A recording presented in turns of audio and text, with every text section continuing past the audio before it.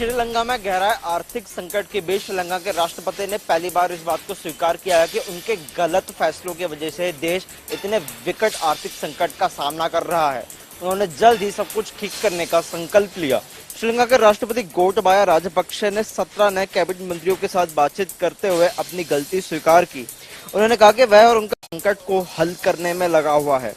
श्रीलंका राष्ट्रपति ने कहा कि पिछले 2.5 साल में हमें कड़ी चुनौतियों का सामना करना पड़ा है। कोरोना महामारी के साथ कर्ज का बोझ कुछ और हमारी गलती, उन्हें दुरुस्त किए जाने की जरूरत है। हमें उन्हें दुरुस्त करते हुए आगे बढ़ना होगा और हमें लोगों का विश्वास दोबारा हासिल करना होगा। आपको बता दें कि श्रीलंका पर दिवालिया होने का खतरा मंडरा रहा है और देश को इसी साल $7 बिलियन का कर्ज चुकाना है। तो वहीं फॉरेन एक्सचेंज की भारी किल्लत की वजह से श्रीलंका के पास इंपोर्टेड गुड्स खरीदने का भी पैसा नहीं बचा है। कार्यक्रम में झज्जर और फतेहाबाद जिले की कई पंचायतों को भी सम्मानित किया गया, जिन्होंने अपने गांव के सरकारी स्कूल की तस्वीर बदलने में काफी महत्वपूर्ण भूमिका निभाई है। इस कार्यक्रम में कई ऐसे बच्चे भी पहुंचे थे जो प्राइवेट स्कूल छोड़कर हरियाणा के सरकारी स्कूल में पहुंचे हैं। इन बच्चों का यही कहना था कि प्राइवेट स्कूलों से ज्यादा बेहतर शिक्षा हरियाणा के सरकारी स्कूलों में दी जा रही है। प्रधानमंत्री नरेंद्र मोदी 21 अप्रैल को सिख गुरु तेग बहादुर के प्रकाश पर्व पर लाल किले से राष्ट्र को संबोधित करेंगे। इस आयोजन के दौरान कई राज्यों के मुख्यमंत्री और देश विदेश की कई बड़ी हस्तियां शामिल रहेंगी। हालांकि दिल्ली में जहांगीरपुरी हिंसा में देखते हुए प्रधानमंत्री की सुरक्षा सख्त रहेगी। लाल किले में सुरक्षा घेरा बढ़ाया जाएगा, जिसमें दिल्ली पुलिस के 1000 से ज्यादा जवान और सुरक्षा बल शामिल होंगे। लाल किला परिसर के अंदर 100 से अधिक कैमरे पहले ही लगाए जा चुके हैं। इस मौके पर पीएम मोदी एक स्मारक सिक्का और डाक टिकट भी जारी कर सकते हैं। इस मौके पर पीएम मोदी एक स्मारक सिक्का और डाक टिकट भी जारी कर सकते हैं। आमतौर पर ऐसा स्वतंत्रता दिवस के दौरान होता है। हिंसा प्रभावित जहांगीरपुरी में तनावपूर्ण स्थिति के कारण हमें अतिरिक्त सतर्क रहने की आवश्यकता है। जहांगीरपुरी में शनिवार को हनुमान जयंती की शोभा यात्रा के दौरान हुई झड़प को देखते हुए कार्यक्रम की सुरक्षा सख्त कर दी गई है। इस हिंसा में एक नागरिक समेत 9 पुलिसकर्मी घायल हुए थे। दिल्ली के जहांगीरपुर इलाके में नॉर्थ एमसीडी की तरफ से आज अतिक्रमण हटाओ अभियान चलाया गया। तस्वीरें हम दिखाते हैं किस तरीके से जहांगीरपुरी का ये इलाका है, वहां पर तमाम जो चीजें अतिक्रमण देखने को मिलती हुई नजर आ रही थी वो बुलडोजर के जरिए जो है हटाई गई।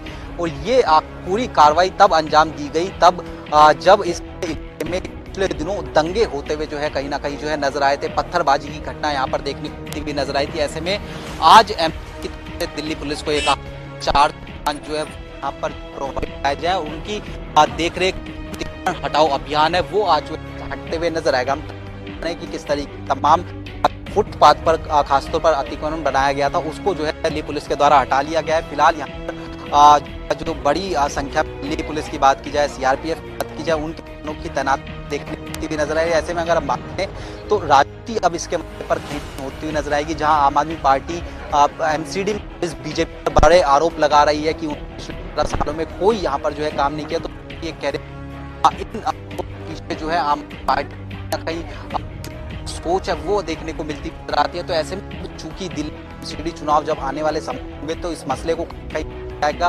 बुलडोजर जो राजनीति में पिछले दिनों जो है मिलता हुआ नजर आया, उत्तर प्रदेश से इस बुलडोजर की शुरुआत होती है, मध्य प्रदेश में आज जो है बुलडोजर पिछले दिनों चलता हुआ नजर आया। लेकिन आज दिल्ली की सड़कों पर जब ये बुलडोजर चलता हुआ नजर आया तो उसमें पूरी तरीके से जो लोग हैं वो कहीं ना कहीं इन्वॉल्व देखने को मिले। और उसमें अब राजनीति किस तरीके से आने वाले समय में इसमें बढ़ती हुई नजर आएगी, काफी महत्वपूर्ण रहेगा। हरियाणा शहरी विकास प्राधिकरण की कार्य प्रणाली और प्रताड़ना से परेशान पीड़ित अपनी दिव्यांग पुत्र वधू की फरियाद के लिए बलजीत इस तरह से जिला कष्ट निवारण समिति की बैठक में फूट कर रो रहा है। अब तस्वीरों में देख रहे हैं कुरुक्षेत्र में जिला कष्ट निवारण समिति की बैठक का आयोजन किया गया था, जिसमें राज्य मंत्री कमलेश ढांडा पहुंची थी। इस बार करीब 15 शिकायतें इस बैठक में आई थी और 10 का निपटारा मौके पर किया गया है, जबकि 5 को पेंडिंग रखा गया है। राज्य मंत्री कमलेश ढांडा ने कहा कि कोई भी जायज शिकायत होगी उस पर कार्रवाई तुरंत होगी। इस के साथ साथ हरियाणा प्रदेश में लगातार कोरोना अपने पांव पसार रहा है। इस पर उन्होंने कहा कि हरियाणा सरकार की पूरी तरह से तैयारी है। दुनिया के कई देशों को परेशान करने के बाद अब कोरोना भारत में दस्तक देता नजर आ रहा है। बीते दिनों की अगर बात करें तो कोरोना के मामले बढ़ते हुए नजर आ रहे हैं और इस बीच लोग भी परेशान हैं। हालांकि स्वास्थ्य विभाग का कहना है कि इस बार कोरोना की लहर से डरने की जरूरत नहीं, बल्कि नियमों का सख्ती से पालन करने की जरूरत है। इसी बीच दिल्ली में डीडीएमए की बैठक हुई और बैठक में एक बार फिर मास्क को दिल्ली में अनिवार्य कर दिया गया है। मास्क ना पहनने की सूरत में उल्लंघनकर्ता को 500 रुपए तक का जुर्माना चुकाना होगा। इसके अलावा एक चर्चा स्कूल को लेकर थी। कहा यह जा रहा था कि बढ़ते मामलों के बीच स्कूलों को बंद किया जा सकता है, लेकिन डीडीएमए की बैठक में यह फैसला लिया गया कि स्कूलों को बंद नहीं किया जाएगा, बल्कि स्कूलों के लिए एक सख्त एसओपी जारी की गई है, जिसमें नियमों का सख्ती से पालन करना होगा।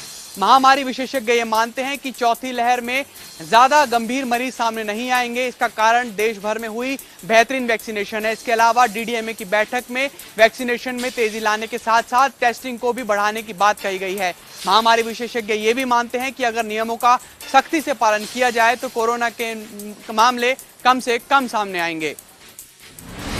बुधवार की सुबह पंजाब पुलिस मशहूर कवि कुमार विश्वास के घर पहुंची, जिसकी जानकारी खुद कवि ने ट्वीट करके दी है। बताया जा रहा है कि कुमार विश्वास के खिलाफ रोपड़ के सदर थाना में मुकदमा दर्ज है और विश्वास पर आपके खिलाफ बयानबाजी के आरोप है। आपको बता दें कि पंजाब चुनाव से पहले कुमार विश्वास ने केजरीवाल पर खालिस्तानी समर्थक होने के आरोप लगाए थे। वहीं कुमार विश्वास के बाद पंजाब पुलिस कांग्रेस नेता अलका लांबा के घर भी पहुंची है। बताया जा रहा है कि लांबा ने भी अलग अलग इंटरव्यू में केजरीवाल के खिलाफ भड़काऊ बयान दिए हैं। साथ ही केजरीवाल के संबंध में देश विरोधी होने के दावा भी किया है। खास बात यह है कि इस पूरे मामले में शिकायतकर्ता का नाम सार्वजनिक नहीं किया गया है। दिल्ली के जहांगीरपुरी में आज एमसीडी की ओर से अतिक्रमण हटाओ कार्रवाई चली। वहीं सुप्रीम कोर्ट के आदेश के बाद इसे अगले आदेश तक रोक दिया गया। वहीं इस पूरे मामले को लेकर आम आदमी पार्टी की प्रतिक्रिया भी सामने आई है। वहीं जहांगीरपुरी को लेकर तमाम राजनीतिक पार्टियां आमने सामने आ गई हैं। इस बीच आम आदमी पार्टी की तरफ से एमसीडी की कार्रवाई को लेकर कई सवाल खड़े कर दिए हैं, जिसमें आप की तरफ से राज्यसभा सांसद राघव चड्ढा ने कहा कि इन सब के पीछे बीजेपी है और बीजेपी देश का माहौल खराब कर रही है। वहीं आम आदमी की पार्टी अतिश्री ने भी कहा कि ये सभी दंगे भाजपा करवा रही है। हम गारंटी देते हैं बीजेपी हेडक्वार्टर पे बुलडोजर चला दो तो पूरे देश के दंगे रुक जाएंगे। हालांकि इस पूरे मामले को लेकर गुरुवार को ही पता चल पाएगा कि एमसीडी का अगला रिएक्शन क्या होता है।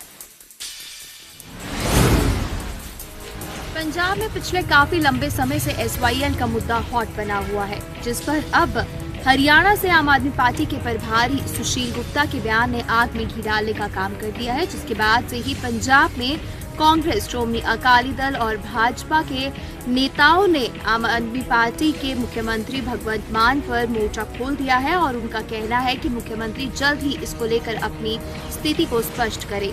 और इसके साथ ही कांग्रेस के विधायक दल के नेता प्रताप सिंह बाजवा ने भी मांग करी है कि ऐसे बड़े मुद्दों को लेकर पंजाब के मुख्यमंत्री भगवंत मान ऑल पार्टी मीटिंग बुलाए। और इसके बाद ही आपको बता दें कि आम आदमी पार्टी के वित्त मंत्री हरपाल चीमा की ओर से भी बयान जारी किया गया है, जिसमें उन्होंने कहा है कि एसवाईएल का एक भी बूंद पानी पंजाब से बाहर नहीं जाएगा और किसी दूसरे प्रदेश को एसवाईएल का एक भी बूंद पानी नहीं दिया जाएगा। और उन्होंने कहा कि पंजाब में योजना बनाई जा रही है कि जमीनी पानी को किस तरह से बचाया जा सके।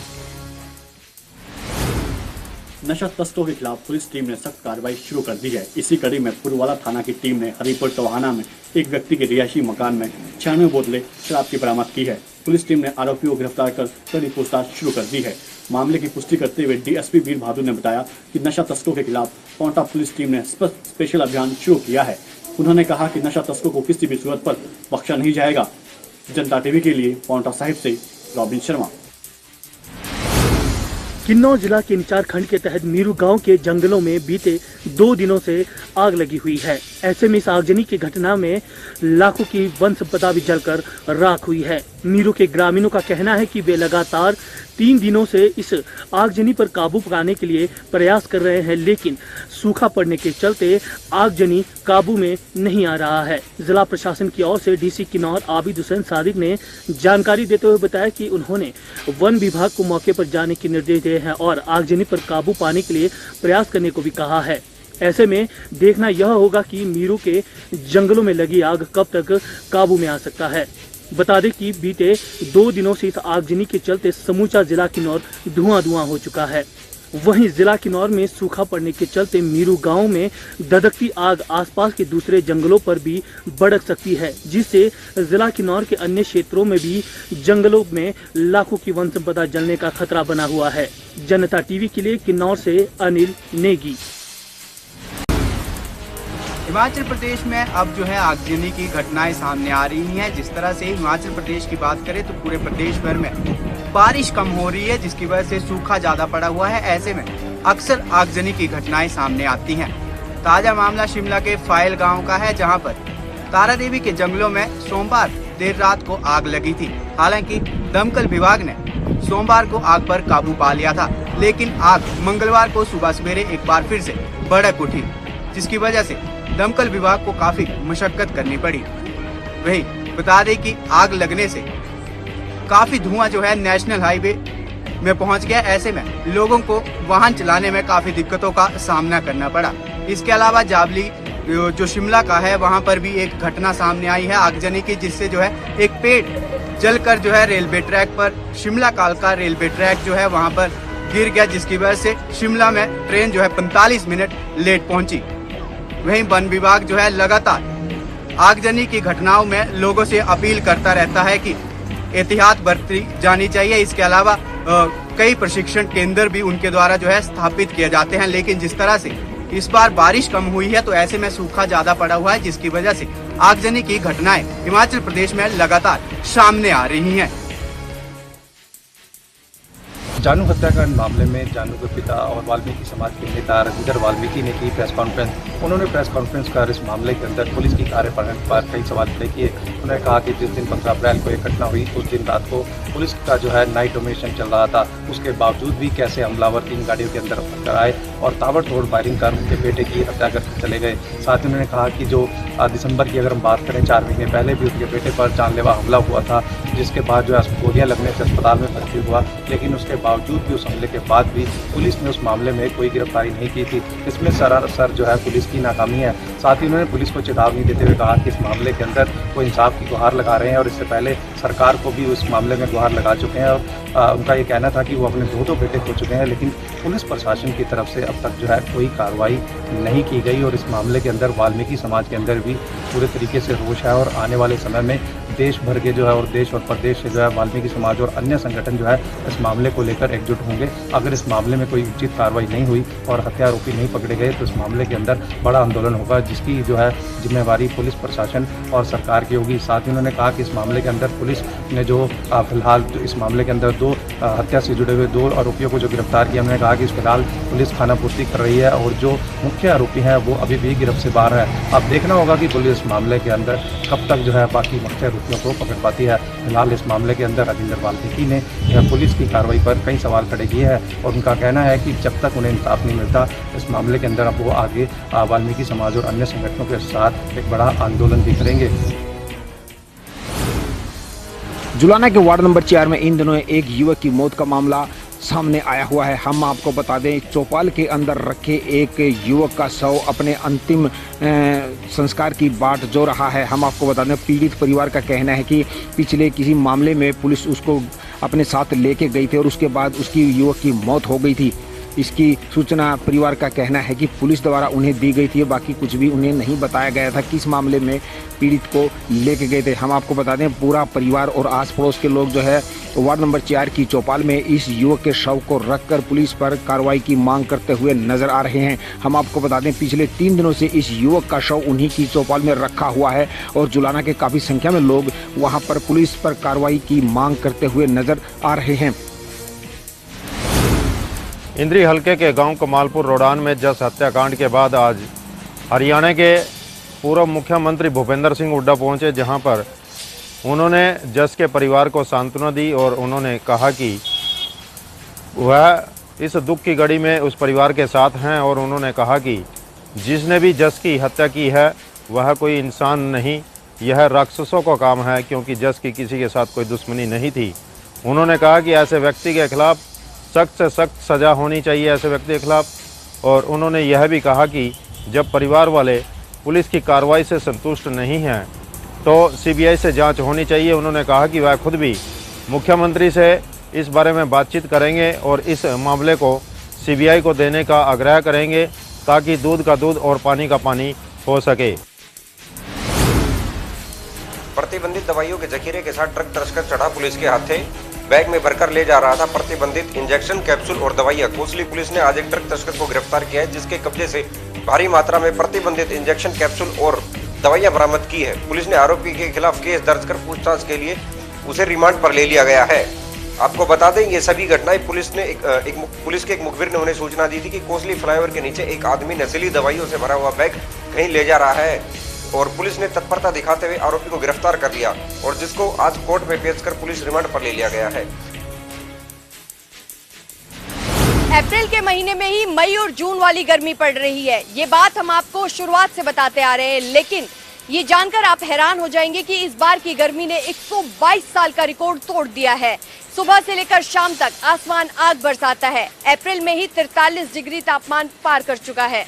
मुंह को झुलसाने वाले लू के थपेड़ों ने लोगों की मुश्किलें बढ़ा दी है। सुबह के 10 बजे से ही सड़कों पर छाने वाला सन्नाटा शाम के बाद ही टूट रहा है। गर्मी से पशु पक्षी भी बेहाल है। बीते 2-3 दिनों से पारा 43 डिग्री सेल्सियस से पार जा रहा है। ऐसे में लोग घरों से पर दुबकने पर मजबूर है। इन दिनों गर्मी ऐसी पड़ रही है कि सुबह से ही सूरज के ताप को सहना मुश्किल हो जा रहा है। दोपहर में चिलचिलाती धूप और लू के थपेड़े लोगों के पांव थाम दे रहे हैं। अप्रैल महीने के दूसरे पखवाड़े में गर्मी ने प्रचंड रूप धारण कर लिया है। सुबह सूरज की किरणों के साथ गर्मी का असर शुरू हो जा रहा है, जो दिन चढ़ने के साथ तीखा होता जा रहा है।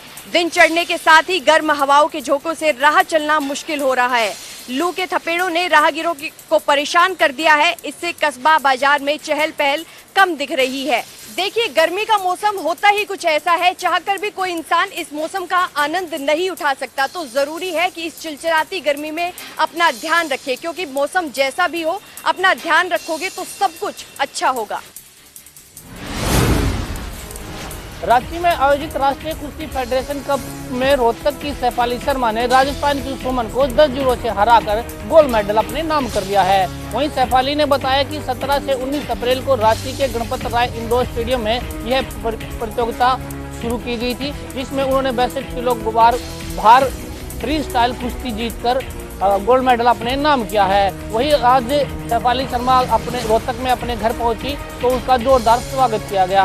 वहीं आसपास के लोगों ने उसका स्वागत करते हुए उन्हें बधाई भी दी और हौसला अफजाई की। वहीं दूसरी ओर सैफाली ने कहा कि वो बचपन से ही कुश्ती में रुचि रखती थी और उन्होंने हॉस्टल से निकलकर कुश्ती करना शुरू किया और उसके बाद वह आज गोल्ड मेडल लेकर आई है। उसका कहना है कि आगे का सपना ओलंपिक खेलना है और देश के लिए गोल्ड मेडल लाना है। वहीं सैफाली शर्मा के पिता ने भी बेटी को बधाई दी और वह गदगद दिखाई दिए। उनका कहना है कि बेटी की शुरू से ही एक्टिविटी खेल में थी और वह लड़कों की तरह खेलती थी और वह लड़कों और लड़कियों में कोई फर्क नहीं रखते, इसीलिए बेटी को कुश्ती अखाड़े में डाल दिया और बेटी ने आज गोल्ड मेडल दिलाकर उन्हें खुश नजर आ रहे हैं। उनका कहना है कि बेटी अब आगे ओलंपिक खेलेगी और देश के लिए गोल्ड मेडल लेकर आएगी। पानीपत में बदमाशों के हौसले लगातार बुलंद होते जा रहे हैं। ताज़ा मामला पानीपत समालका की गुड़ मंडी का है, जहां पर एक महिला के साथ चैन स्नैचिंग की वारदात को अंजाम देकर बदमाश फरार हो गए।